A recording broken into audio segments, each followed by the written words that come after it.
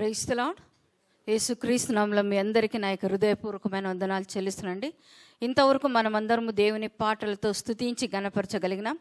ఆరాధనకు సహాయకరంగా కొద్ది నిమిషాలు మన వాక్యం ధ్యానించుకుందామండి. ఆదికాండము 41 అధ్యాయము 42 నుంచి 46 వరకు అండి. Genesis chapter 41. ఆదికాండము 41 అధ్యాయము 42 నుంచి 46. మరియు ఫరో తన చేతినున్న తన ఉంగరము తీసి యోసేపు చేతిని పెట్టి సన్నపు నారబట్టలు అతనికి తొడిగించి అతని మెడకు బంగారు గొలుసు వేసి తన 2వ రథం మీద అతన్ని ఎక్కించెను. అప్పుడు వందనం చేయుడని అతని ముందర జనులు కేకలు వేసిరి. అట్లు ఐగుప్తు దేశమంతటి మీద అతని నియమించెను.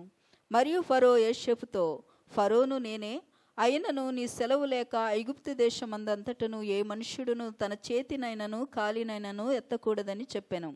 మరియు ఫరో యోసేపునకు జప్నత్పా నేహు అను పేరు పెట్టి అతనికి ఓను యొక్క యాజకుడైన పోతీఫెర కుమార్తెగు అసీనతునిచ్చి పెండ్లి చేసెను. యోసేపు బయలుదేరి ఐగుప్తు దేశమందంతటా సంచరించెను. యోసేపు ఐగుప్తు రాజైన ఫరో ఎదుట నిలిచినప్పుడు 30 సంవత్సరముల వాడై ఉండెను. అప్పుడు యోసేపు ఫరో ఎదుట నుండి వెళ్ళి ఐగుప్తు దేశమందంతటా సంచారము చేసెను. అంతే చాలండి. చిన్న ప్రార్థన చేసుకుందండి. ప్రేమగల పరలోకపు తండ్రి, పరిశుద్ధుడా, మహోన్నతుడా, మహిమ కలిగిన రాజా, గొప్ప దేవ, ఆది సంభూతుడా, మీకే వేల స్తోత్రనైనా. గత దినాలు మాసాలంతా కాచి కాపాడిన తండ్రి, నీకే స్తోత్రంనైనా. ఈ యొక్క నూతన దినమందు తండ్రి, ఈ యొక్క పరిశుద్ధ దినమందు, ఈ యొక్క పునరుత్థాన దినమందు తండ్రి, సంఘంతో కలిసినైనా ఈ విధంగానైనా మిమ్మల్ని స్తుతించి ఆరాధించే కృపను అనుగ్రహించిన దేవా, నీకు స్తోత్రంనైనా. చదువున్న వాక్య భాగం ఆశీర్వదించండి. మీ యొక్క ఆత్మత దేవా, మీరు నన్ను అభిషేకించండి. నేను మాట్లాడుతూ వెళ్తాం తండ్రి, మీరే నా నోటికి బూరగుండి మీరు మాట్లాడి మా జీవితాల ద్వారా తండ్రి మహిమ పొందుతారని చెప్పినాంతో ఈ యొక్క ప్రార్థన యేసుక్రీస్తును అడిగి పొందినాం తండ్రి, ఆమెన్. దేవుని నామముకు స్తోత్రం కలంగాక. ఇక్కడ మనము ఆదికాండము 41 అధ్యాయము 42 నుంచి 46 వచనాలు చదువుకున్నామండి. ఇక్కడ ఎవరి గురించి మనం చదివినామండి? యోసేపు. యోసేపు అంటే ఏమండి? యోసేపు అంటే ఫలించడి కొమ్మ. ఎక్కడ ఫలించిందంట? నీటి యొద్ద. ఏమండి? నీటి యొద్ద ఫలించిన కొమ్మగా మనం చూస్తాం. ఇక్కడ ఈయన జీవితం చూసినట్లయితే వీరి యొక్క తండ్రి పేరేమండి? యాకోబు కుమారుడు. యాకోబుకు ప్రియమైన భార్య ఎవరండి? రాహేలు. ప్రియమైన భార్య యొక్క కుమారుడు, వృద్ధాపమందు పుట్టిన కుమారుడు. ఎప్పుడు పుట్టినట్టండి? వృద్ధాపమందు పుట్టిన కుమారుడు, యాకోబుకు ప్రియమైన భార్య యొక్క కుమారుడు అనమాట. యాకోబుకి ఎంతమంది భార్యలండి? 2 భార్యలు, 2 దాసులుగా మనం చూస్తున్నామండి. కానీ ఇక్కడ యాకోబు ఒక ప్రియమైన భార్య యొక్క కుమారుడుగా మనం చూస్తున్నాం. అంతగా వృద్ధాపమందు పుట్టినవాడు. అంతకాదు చిన్న వయసులోనే తల్లిని పోగొట్టుకున్న కుమారుడు యొక్క యోసేపు. అటువంటి ఒక కుమారుని యాకోబు ఎంతగానో ప్రేమించినాడు. తన ప్రియమైన భార్య యొక్క కుమారుడు, నా యొక్క వృద్ధాపమందు పుట్టిన కుమారుడిని ఎంతగానో ప్రేమించినాడు. ప్రేమించి అతనికి ఏం చేసినట్టండి? మనం ఇక్కడ 37 అధ్యాయంలో, ఆదికాండం 37 అధ్యాయంలో చూడండి, 3వ వచనమండి. మరియు యోసేపు ఇశ్రాయేలు వృద్ధాపమందు పుట్టిన కుమారుడు గనుక తన కుమారులందరికంటే ఎక్కువగా అతన్ని ప్రేమించి అతని కొరకు విచిత్రమైన నిలువుటంగి కుట్టించెను. అందరికంటే, కుమారులందరికంటే ఎక్కువగా ప్రేమించిన కుమారుడు ఎవరు? యోసేపునే. ఎక్కువగా ప్రేమించినాడు కాబట్టి ఏం చేసినట్ట? అందరికీ ఒకే రకమైన వస్త్రాలు అయితే యోసేపుకు మాత్రము విచిత్రమైన వస్త్రాలంట. విచిత్రమైన వస్త్రాలు, ప్రత్యేకమైన వస్త్రాలు, మంచి వస్త్రాలు, మంచి కాస్ట్లీ వస్త్రాలు. ఎందుకంటే చాలా ప్రియమైన కుమారుడు కాబట్టి. ఈ విధంగా ఆయన ఎక్కువగా ప్రేమించడం ద్వారా తనక సహోదరులందరూ ఏం చేస్తున్నారండి? మా నాయన మా అందరికంటే ఈ యొక్క యోసేపుని ఎక్కువగా ప్రేమిస్తున్నారని చెప్పి అతని మీద అసూయ చూపేవారు, అసూయ పడేవారు. ఎందుకంటే మా అందరికంటే ఎక్కువగా ప్రేమించేవాడు. అంతేకాదండి, ఇక్కడ మనం చూసినట్లయితే 5-6 వచనంలో చూసినట్లయితే యోసేపు ఒక కల కని తన సహోదరులకు తెలియజెప్పగా, అంతేకాదు యోసేపు నుండి ఒక లక్షణం ఏమంటే దేవుని యందు భయభక్తి కలిగిన వాడండి. చిన్న వయసు నుంచే దేవుని యందు భయభక్తి కలిగిన ఒక కుమారుడుగా మనం చూస్తున్నాం. కాబట్టి దేవుడు అతనితో మాట్లాడేవాడు, ముందు జరగబోయే దాన్ని గురించి ఈయన ప్రవచించేవాడుగా మనం చూస్తున్నాం. కళల ఒక భావాలు తెలిపేవాడు ఎవరు? యోసేపు. ఈ విధంగా ఆయనకు ఒక కళ వచ్చినప్పుడు, తన సహోదరుల గురించి ఈ విధంగా కళ వచ్చినప్పుడు ఆ యొక్క కళ విని మేమందరం నీకు దాసులుగా ఉంటామని చెప్పి ఏమొచ్చిందంటే పగపట్టినారంట. వారికి ఒక లక్షణం పగపట్టడమే. మేము నీకు దాసులుగా ఉంటామని చెప్పి పగపట్టినారు. మరీ కింద చూసినట్లయితే వారి యొక్క తల్లిదండ్రుల గురించి కూడా, నా యొక్క తల్లిదండ్రులు కూడా నాకు సాష్టాంగ నమస్కారం చేస్తారన్నప్పుడు ఇంకా ఇంకా పగపట్టడం మరీ ఎక్కువగా. ఏ విధంగా అయినా చేసి ఈ యొక్క తన సహోదరుని చంపివేయాలా, ఎందుకంటే ఈయన మా పైన అధికారిగా ఉంటారంట. మేమే కాదు, మన యొక్క తల్లిదండ్రులు కూడా ఆయనకు అధికారులుగా ఉంటారంట. ఏమండి, తల్లిదండ్రులు కూడా ఆయనకి వారికి నమస్కారము చేయాలంట అని పగబట్టినారు. ఈ యొక్క విషయం తన తల్లిదండ్రులు కూడా యోసేపుకు నమస్కారం చేస్తారని ఆ యొక్క కళ చెప్పినప్పుడు వారి తల్లిదండ్రులు కూడా ఒక రకంగా ఈయనకి ఇటువంటి కళ వచ్చింది అనుకున్నారు.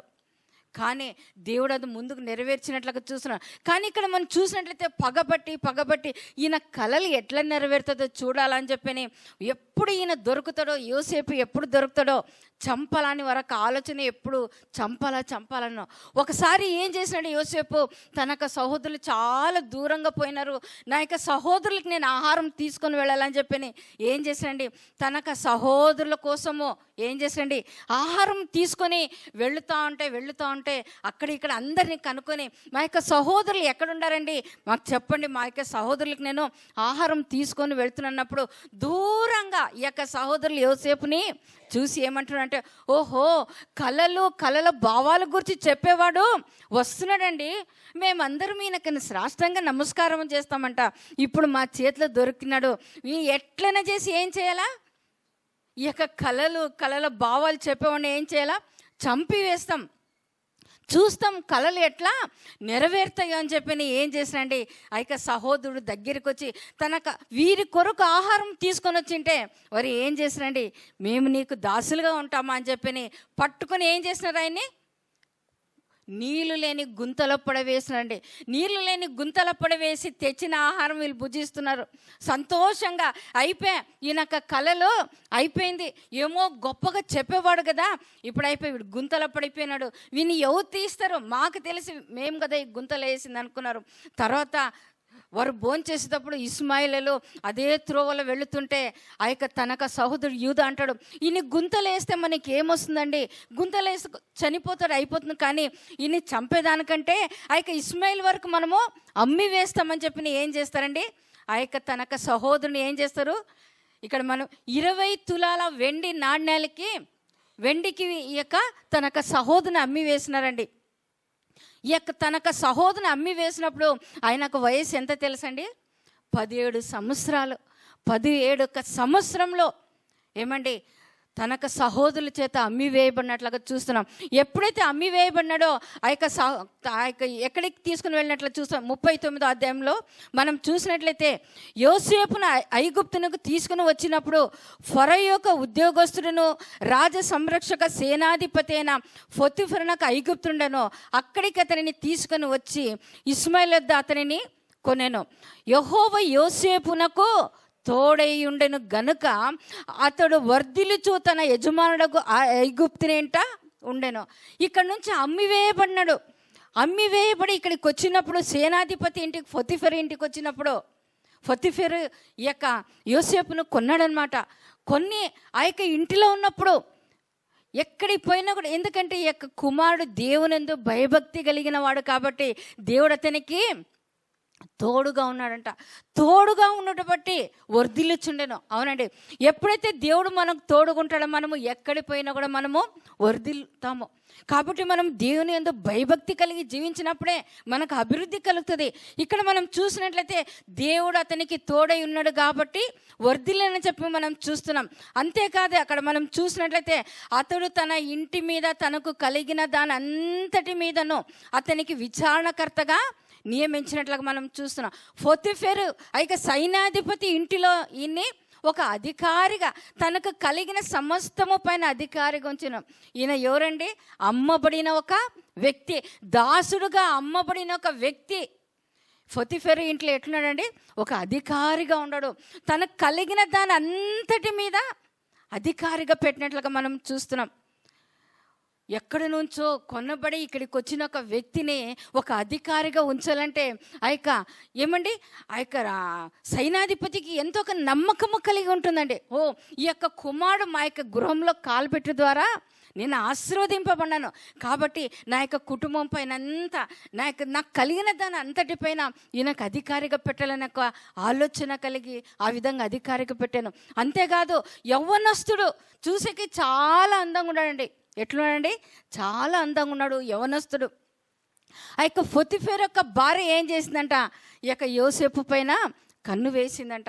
కన్ను వేసినప్పుడు ఆయన అంటాడు, నా యొక్క యజమానుడు నాకు అన్నిటిపైన అధికారం ఇచ్చినాడండి, నీ పైన తప్ప అన్నిటిపైన నాకు అధికారం ఇచ్చినాడు. నేనెట్లా నా యొక్క యజమానికి నేను నమ్మకం ద్రోహం చేశానని చెప్పని ఆమె యొక్క మాటకు ఒప్పుకోలేదు.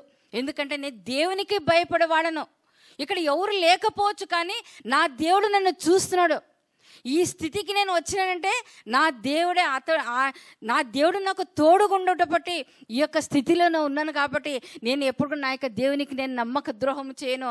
అంతేకాదు, నన్ను ఇక్కడ ఉంచిన నా యొక్క యజమానిని కూడా నేను నమ్మక ద్రోహం చేయనని చెప్పి ఆ యొక్క పాపంలో పాలు పొందలేదండి. ఎంత ప్రయత్నించినా ఆ యొక్క యవ్వనస్తుడు పాపంలో పాలు పొందుకోకున్నప్పుడు ఏం చేసిందండి? ఆ యొక్క స్త్రీ బలవంతంగా పట్టుకొని ఆయనకు వస్త్రాలు లాక్కున్నట్లుగా మనం చూస్తున్నాం. వస్త్రాలు లాక్కున్నప్పుడు కూడా ఏం పర్లేదు, నాకు వస్త్రాలు లాక్కున్నా పర్వాలేదు, నేను దిగంబరిగా ఉన్నా పర్వాలేదు, కానీ నేను ఈ యొక్క పాపంలో నేను పాలు పొందను. అందుకే అపోస్తలుడు పౌలు తిమోతికి రాస్తే ఏమిటండి? యవ్వనస్తుడా, నీ యవ్వనేచ్ఛల నుండి పారిపోమ్మంటాడు. అవును, యవ్వన వయసులో ఎన్నో ఒక ఆలోచనలు వస్తుంటాయి, కానీ ఆ యొక్క యవ్వనేచ్ఛల నుంచి మనం పారిపోవాలంటే పరిశుద్ధమైన జీవితం కలిగి ఉండాలా. దేవుని యొక్క సహాయం మనం కోరుకోవాలా. ఈ యొక్క యవ్వనస్తుడు ఎటువంటి ఒక స్థితి వచ్చినప్పుడు కూడా ఏం చేసినాడు? నా వస్త్రాలు నేను దిగంబరిగా ఉన్నా పర్వాలేదు, నన్ను పిచ్చోడని అనుకున్నా పర్వాలేదు. ఒక వ్యక్తి రోడ్లో వస్త్రాలు లేకుండా పోతే ఏమంటారండి? ఆయన్ని పిచ్చోడు అంటాడు. నన్ను అందరు పిచ్చోడన్నా పర్వాలేదు, కానీ నేను మాత్రం ఈ యొక్క పాపంలో పాలు పొందనని చెప్పి పరిగెత్తుకొని పోయినప్పుడు కూడా తిరిగి ఏం చేసిందండి? తనకి భర్త వచ్చినప్పుడు ఆయన పైన నింద వేసింది. నువ్వు తీసుకొని వచ్చిన ఆ యొక్క దాసుడు వచ్చినన్ని ఈ విధంగా బలవంతం చేసినాడు. చూడండి, కావాలంటే ఆయన యొక్క వస్త్రాలు కూడా నా చేతిలో ఉన్నాయని చెప్పని, ఇక్కడ నా దగ్గర ఉన్నాయని చెప్పని అక్కడ చెప్పినప్పుడు ఆ యొక్క పోతీఫెరు ఏం చేసినాడండి? అవునా, ఇటువంటి ఒక కార్యం చేసినాడా? ఏమో చేసి ఉండొచ్చు, లేదంటే నా భార్య ఎందుకు అబద్ధాలు చెప్తుందని చెప్పి ఏం చేశారండి? ఆయన తీసుకొని పోయి ఎక్కడ వేసినారు? చెరసాలలో వేసినారు. చెరసాలకు వెళ్ళినప్పుడు కూడా దేవుడు అతనికి తోడుగా ఉన్నాడండి. ఆ యొక్క చెరసాల అధికారికి ఈ యొక్క యోసేపు పైన మంచి ఇంప్రెషన్ కలిగించినాడు. లేదు, ఈ యొక్క కుమారుడు అటువంటి వాడు కాదు. ఒకవేళ యోసేపు నేను అటువంటి పని చేయలేదని అక్కడ చెప్పొచ్చు ఆ యొక్క అధికారికి, కానీ నేను ఆ యొక్క మాట చెప్తే నా యొక్క అధికారికి చాలా అవమానం కలుగుతుంది. ఎందుకంటే నా భార్య ఇటువంటిదని చెప్పి ఆయన ఎంతో బాధపడతాడు. అనేకులు విని ఆయన్ని ఎంత హీనంగా చూస్తారు. కాబట్టి వద్దు, నాకు కష్టమైనా పర్వాలేదు, ఆ యొక్క పని నేను చేయను. దేవుడు నన్ను జైలుకి పంపించినా పర్వాలేదు, నేను ఎటువంటి నేరం చేయనప్పుడు కూడా ఇటువంటి ఒక శిక్ష వచ్చినా పర్వాలేదని ఆ యొక్క చెరసాలలో ఉన్నట్లుగా మనం చూస్తామండి. అవునండి, మనం నీతి యథార్థవంతులుగా జీవించినప్పుడు అనేకమైన ఏమొస్తాయండి? శోధనలు వస్తాయి. శోధనలు జయించిన వాడు ధన్యుడు. మనకి ఎప్పుడు శోధనలు రాకూడదని చెప్పిన మనం ప్రార్థన చేసుకోకూడదంట. ఒకవేళ మనం అంత నీతివంతులుగా ఉండి మనకి ఏదైనా శోధనలు వచ్చినప్పుడు మనం ఏమంటామండి? ఎందుకండి దేవుడు నాకే పెట్టినాడండి, నేను ఎంత నీతివంతులుగా జీవిస్తున్నాను కదా, ఎందుకు నాకే ఈ యొక్క శోధనలు చెప్పని మనం కొన్నిసార్లు దేవుని కూడా దూషించవచ్చు. కానీ ఇక్కడ ఈ యొక్క యోసేపు ఎక్కడ కూడా ఒక మాట దేవుని దూషించలేదు, ఆ యొక్క అధికారిని కూడా ఎవరిని కూడా ఆయన దూషించలేదు. ఆ యొక్క ఏమండి చెరసాలలో వేసినప్పుడు కూడా ఆయన అక్కడ దేవుని స్థితిస్తూ ఏమీ పర్లేదు ప్రభా, కీడు వెనక మేలు దాగింది, ఏం పర్లేదు, నేను మాత్రం నేను నీకు నమ్మకంగా ఉంటానని చెప్పి ఆ యొక్క యవనస్తుడైన యొక్క యోసేపు జైల్లో కూడా ఎంతో నమ్మకంగా ఉన్నట్లుగా మనం చూస్తున్నాం. కానీ అదే జైల్లో 2 వ్యక్తులు అక్కడికి వచ్చినారండి. ఎవరండి? ఆ యొక్క రాజ్యంలో ఉన్నవారే పానదాయకుడు మరి భక్షకారుల అధిపతి, ఇద్దరు కూడా ఏదో తప్పు చేసి అక్కడ చెరసాలలో వచ్చినట్లుగా మనం చూస్తున్నాం. వారిరువురు కూడా అక్కడ ఉన్నారు. కొద్ది రోజుల తర్వాత వారిద్దరికి ఒక కళ వచ్చిందంట. కళ వచ్చి వారి యొక్క కళల భావాలు ఎందుకు ఆ యొక్క కళ వారికి వచ్చినప్పుడు వాళ్ళ ఆలోచన కలిగి ఏంటి ఈ యొక్క కళ ఏందన్నప్పుడు, యోసేపు దేని గురించి మీరు ఆలోచన చేస్తున్నారంటే, మా ఇద్దరికి నాకు ఒక కళ వచ్చిందండి, ఇట్లా నా కళలో ఈ విధంగా వచ్చిందని ఒక్కొక్కరు వారి గురించి చెప్పుకున్నప్పుడు ఆ యొక్క కళ యొక్క భావం వారికి తెలిపినారండి. తెలిపిన ఒకరికేమో భక్షకారునికి పనిష్మెంట్ కలిగింది, కానీ పానదాయకుడికి ఏం కలిగింది? దేవుడు తిరిగి ఆయన యొక్క స్థితి ఇచ్చినట్లుగా నీకు తిరిగి నీ యొక్క స్థానం నువ్వు పొందుకుంటావు అని చెప్పి దేవుడు మరి ఆ యొక్క రాజు తిరిగి నీ యొక్క తల ఎత్తిసరినప్పుడు అదే విధంగా జరిగింది. ఆయన వెళ్ళిపోయేటప్పుడు అంటాడు, నువ్వు నన్ను జ్ఞాపకం చేసుకో, నువ్వు రాజు దగ్గరికి పోయిన తర్వాత నువ్వు నన్ను జ్ఞాపకం చేసుకోమన్నప్పుడు, కానీ ఆ యొక్క వ్యక్తి మర్చిపోయినాడు. ఈ యోసేపు చెప్పిన యొక్క కలభావము, యోసేపు చేసిన ఒక మేలును అతడు మర్చిపోయినాడు. కానీ దేవుడు మాత్రం మర్చిపోయే దేవుడు కాదండి. మనం 41వ అధ్యాయంలో చూసినట్లయితే 2 సంవత్సరాలు గడిచిన తర్వాత, ఏమండి ఎన్ని సంవత్సరాలు? 2 సంవత్సరాలు వాళ్ళు బయటికి వచ్చిన తర్వాత, 2 సంవత్సరాలు గడిచిన తర్వాత ఫరో రాజుకే కళలు వచ్చినాయంట. 2 కళలు వచ్చినాయండి. ఆ యొక్క కళలు అర్థము తెలియకుండా ఎంతో సతమతమైపోతున్నారు. ఆయన దగ్గరుండే ఏమండి పండితులను, జ్ఞానవంతులను, ఏమండి ఆ సోదే చెప్పులు అందరినీ పిలిపించిన మాంత్రికులు అందరు పిలిపించి, నా యొక్క కళ యొక్క భావం మీరు నాకు చెప్పండి, నేను ఎంతో కృంగిపోతున్నానో, ఈ యొక్క కళా భావమేమో నాకు తెలియడం లేదని ఎంత ప్రయత్నం చేసినా ఎవరు కూడా చెప్పలేదండి. అప్పుడు ఎవరైతే ఈ యొక్క చెరసాల నుంచి వెళ్ళిపోయినాడు కదా పానదాయకుడు, ఆయన అంటాడు, అయ్యగారు నాకు ఒకటి జ్ఞాపకం ఉంది, నేను చెరసాల ఉన్నప్పుడు నేను ఒక కలగంటిని, అది యోసేపుకు చెప్పినప్పుడు ఆయన నాకు కలభావం చెప్పినాడు, ఆయన చెప్పిన ప్రకారంగా నాకు విడుదల కలిగిందన్నప్పుడు వెంటనే ఆ యొక్క రాజు ఏం చేసినాడంటే, యోసేపును ఆ యొక్క బందీ గృహం నుంచి, ఆ యొక్క చెరసాల నుంచి బయటికి తీసుకొని వచ్చి ఆయనకు కల గూర్చి చెప్పినాడు.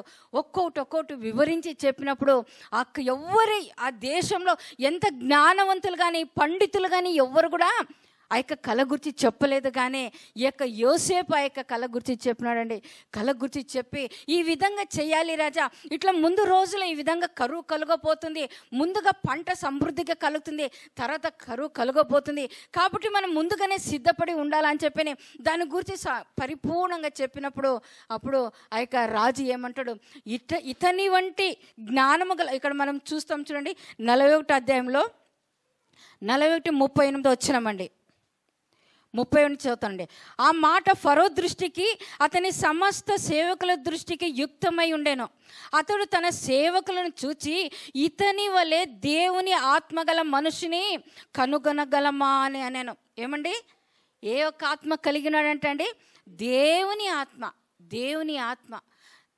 యేసుప్రభు అంటాడు, నా ఆత్మ కలిగి ఉండాలి అంటాడు, నా ఆత్మ కలిగిన వారు నా సంబంధులు అంటాడు. ఇక్కడ దేవుని యొక్క ఆత్మను కలిగిన వాడు ఎవరు? యోసేపు. ఇటువంటి ఒక వ్యక్తి ఎవరైనా ఉండాలండి దేశంలో? ఎవ్వరు కూడా లేరని తన ప్రజలందరికీ చెప్తాడండి.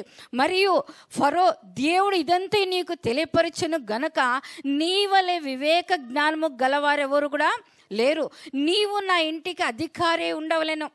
అక్కడ పొతిఫెర ఇంటికి అధికారిగా ఉండేను, ఇక్కడ ఎవరింటికంటే అండి, రాజు ఇంటికి. ఏమండి రాజు, నీవు నా ఇంటికి అధికారి ఉండవలేను, నా ప్రజలందరూ నీకు విధేయుందురు, సింహాసన విషయంలో మాత్రమే నేను నీకంటే పైవాడనే ఇందునని యోసేపుతో చెప్పాను. ఇక్కడ చూడండి ఎటువంటి స్థితి నుంచి దేవుడు ఎటువంటి స్థితికి తీసుకొని వచ్చినాడు. ఎందుకంటే దేవుడు అతనికి తోడుగా ఉన్నాడు. దేవుడు ఎందుకు తోడుగా ఉన్నాడు? ఆయన పరిశుద్ధుడుగా పవిత్రతగా జీవించినాడు. ఎటువంటి స్థితిలో కూడా, ఎంత కష్టం వచ్చినా కూడా ఎక్కడ కూడా తనకు పరిశుద్ధతను కోల్పోలేదు. ఎక్కడ కూడా తనకు దేవుని దూషించలేదు. నా దేవుడు ఏమి చేసినా మంచి చేస్తాడని చెప్పి దేవుని పైన విశ్వాసం కలిగే దేవుడు తనకు యవ్వన ప్రాయంలో ఆ యొక్క 17వ సంవత్సరంలో ఆయనకిచ్చిన ఆ యొక్క వాగ్దానము, ఆ యొక్క ఏమండి ముందు జరగబోయేదానికి గురించి ఇచ్చిన యొక్క వాగ్దానం పట్టుకొని ముందుకు సాగినాడు. దేవుడు ఈ విధంగా నాకు ముందుగానే కలలు చూపించినాడు.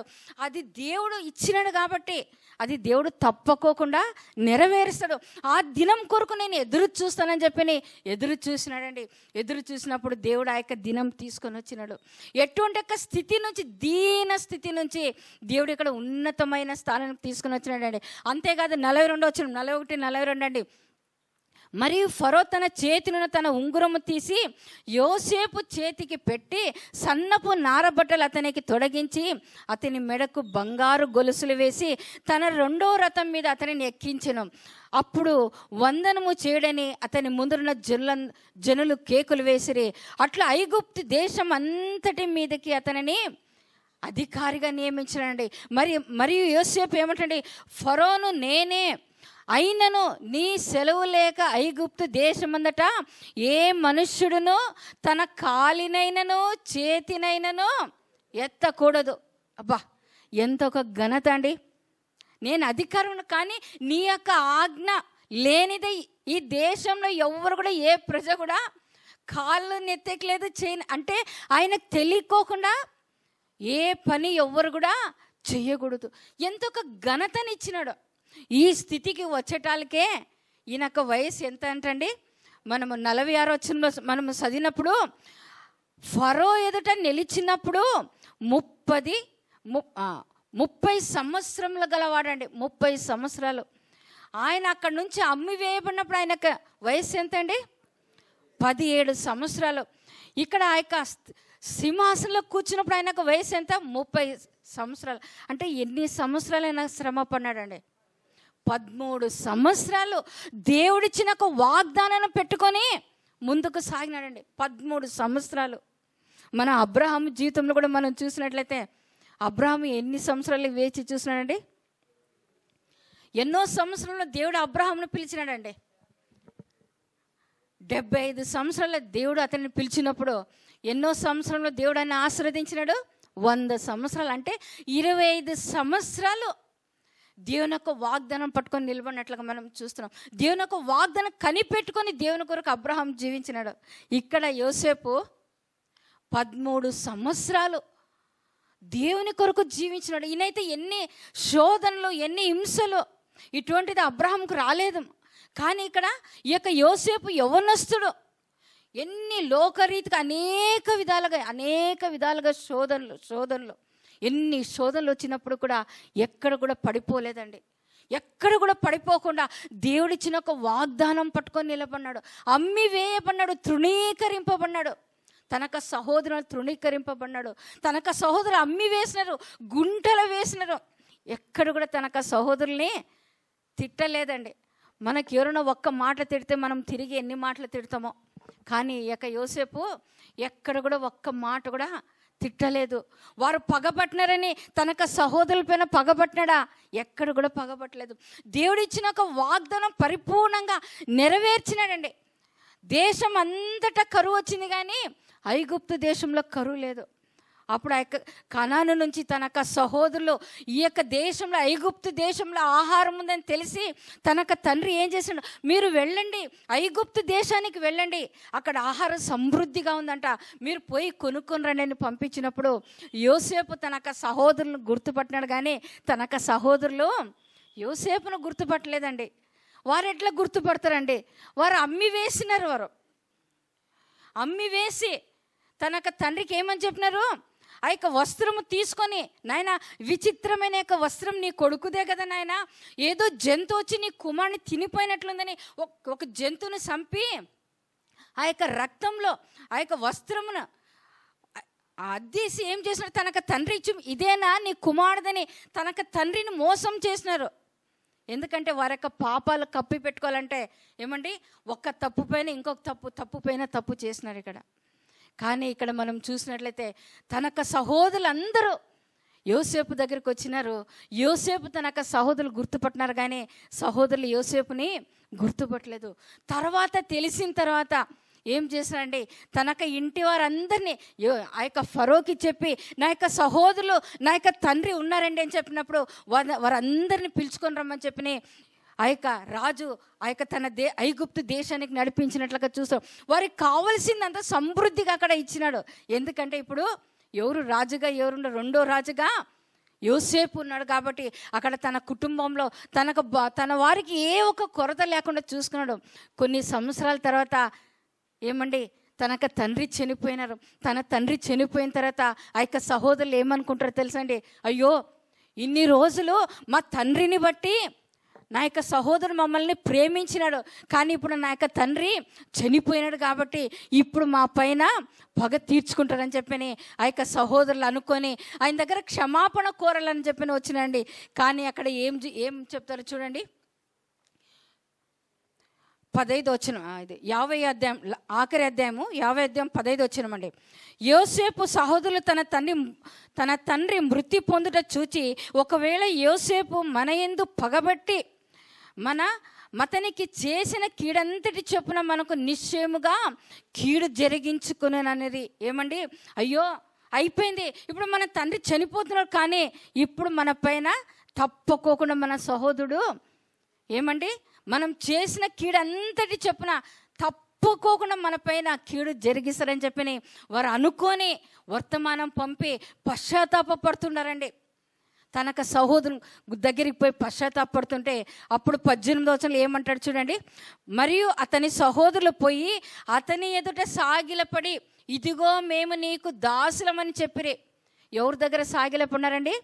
యోసేపు దగ్గర వచ్చి తనకు సహోదరులు ఏదైతే యోసేపు 17వ సంవత్సరంలో కలగన్నాడు కదండి, అదే కళ ఇప్పుడు నెరవేర్పబడింది. ఏమండి, సాగిలపడినారంట.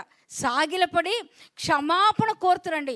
ఇదిగో మేము నీకు దాసులమయ్యా, మేము మీకు దాసులమని చెప్పి క్షమాపణ కోరుతున్నాండి.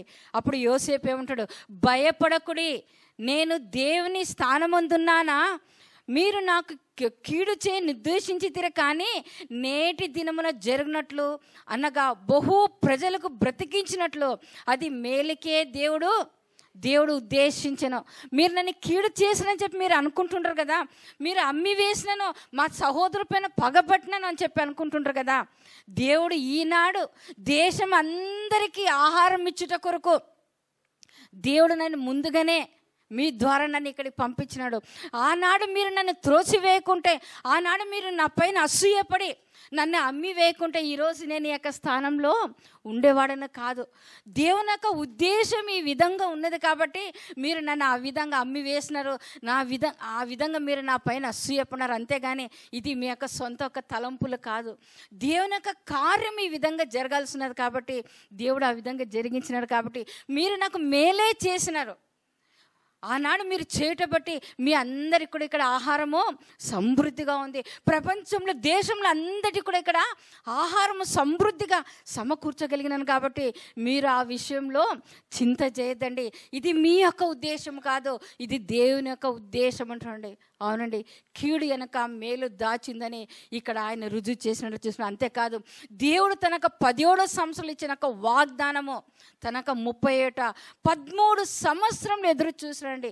ఎన్నో భయంకరమైన ఇబ్బందులు ఆ యొక్క చెరసాలలో అన్ని ఆ యొక్క పొతిఫెర ఇంట్లో ఎన్నో విధాలుగా ఆయన హింసింపబడినప్పుడు కూడా ఎక్కడ కూడా ఒక్క మాట నోరు తిరగకుండా మౌనం వహించినాడు. మౌనం వహించడం ద్వారా ఆనాడు ఆ యొక్క దేశస్తులందరికీ అక్కడ ఆహారం సమృద్ధిగా దయచేసినట్లుగా మనం చూస్తున్నాం.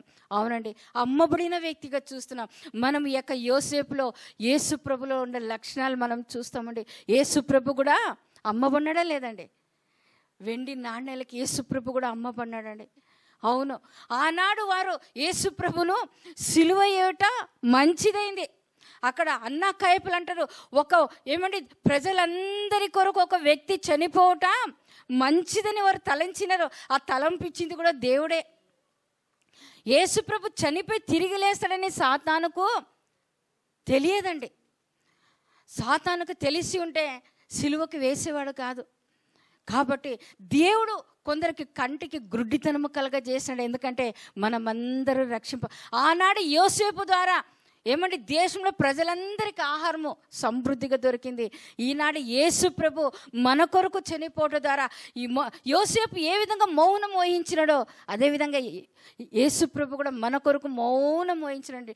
ఎన్ని దెబ్బలు కొట్టినా, ముఖం పైన ఉమ్మి ఊసినా, ముఖం పైన చెంప వెంట్రుకలు పెరికినా, పిడిగుడ్డులతో గుద్దినప్పుడు కూడా ఒక్క మాట పలుకలేదు. నిజంగా నువ్వు దేవుని కుమార్తె చెప్పు, నిన్ను ఎవరు కొట్టినారని గంతలు కట్టి కొట్టినప్పుడు ఒక్క మాట కూడా పలకలేదు. ఎందుకంటే మన కొరకు మనము చేసిన పాపముల కొరకు మనము నరకానికి పోవలసిన వరం. కానీ ఏమండి, మన కొరకు ఆ యొక్క దేవాది దేవుడుగున్న ఆయన ఈ లోకానికి ఒక మనుష్యుడుగా వచ్చి మన కొరకు చనిపోయినాడండి. అమ్మపడినాడు. యూదా అమ్మి వేసినట్లుగా మనం చూస్తున్నాం, అమ్మబడిన వ్యక్తికి మనం చూస్తున్నాం. అంతేకాదు ఆ యోసేపు అందరికి ఆహారం పెట్టినడం, కానీ యేసు ప్రభు ఆ యొక్క కల్వరి శిలువలో బలవుట ద్వారా మన అందరికీ రక్షణ దొరికిందండి. ప్రపంచంలో ప్రతి ఒక్క బిడ్డలు ఎవరైతే తండ్రి, కుమార, పరిశుద్ధాత్మ నామంలో బాప్తీసం తీసుకుంటారో, విశ్వసిస్తారో అందరికీ రక్షణ. ఎందుకంటే ఏ భేదము లేదు, అందరూ పాపము చేసి దేవుడు అనుగ్రహించి మహిమను పొందలేకపోయినారు. కాబట్టి మన అందరి కొరకు యేసు ప్రభు ఒక్కసారి ఆ యొక్క కల్వరి శిలువలో బలై చనిపోయి తిరిగి లేచినట్లుగా మనం చూస్తున్నాం. ఆయన తిరిగి లేస్తూ మనల్ని లేపిన ఆ యొక్క గొప్ప దేవుడు. కాబట్టి ఆనాడు ఆ యొక్క సహోదరుల గురించి ఆయన ఏం చేసలేదు, అసూయ పెట్టుకోలేదు, కీడుకి కీడు చేయాలని చెప్పి తలంచలేదు. అదేవిధంగా యేసు ప్రభు కూడా ఏమన్నాడండి, ఆ యొక్క శిలువలో మొట్టమొదటి మాట ఏమన్నాడండి, తండ్రి వీరు ఏం చేస్తున్నారో వీరికి తెలియదు కనుక వీరికి క్షమించమన్నాడు. యోసేపు కూడా అక్కడ తనక సహోదరులను క్షమించినాడు. యేసు ప్రభు కూడా మన పాపాలన్నీ క్షమించి వేసినాడు. మనం తెలియకుండా చేసిన పాపాలన్నీ క్షమించి ఈనాడు ఆయన యొక్క పరిశుద్ధ బలలో పాల్పొందే కృప దేవుడు మనకు అనుగ్రహించినాడు. అందరికీ ఆహారము పెట్టండి, నా యొక్క శరీరము తిని నా యొక్క రక్తం త్రాగువాడే నిత్య జీవము గలవాడన్నాడు. కాబట్టి అటువంటి నిత్య జీవం అనుగ్రహించిన ఆ యొక్క దేవాది దేవునికి మనం ఏం చేస్తున్నాం? ఇంకా అసూయ పడుతున్నామా? ఇంకా ద్వేషం పెంచుకుంటున్నామా? ఆ అసూయలు ద్వేషాలంతా తీసేసి ప్రేమ కలిగిన యేసుప్రభు నిన్ను వలె నీ పొరుగు వారిని ప్రేమించమన్నాడు. కాబట్టి అటువంటి యొక్క ప్రేమ గుణము కలిగి మనం జీవించినట్లయితే నిజంగా దేవుడు మనకు పరలోక రాజ్యానికి వారసులు చేశారు. కాబట్టి మనలో అసూయను తీసేసి దేవుడు మన పట్ల చూపించిన ఆ యొక్క ప్రేమ కలిగి మనము జీవించాలని చెప్పి దేవుడు కోరుకున్నాడు. కాబట్టి అటువంటి కృపను మనం పొందుకొని ముందుకు సాగుదామండి. దేవుడు యొక్క వాక్యాన్ని ఆశ్రయించి దీవించును గాక. ఆమేన్.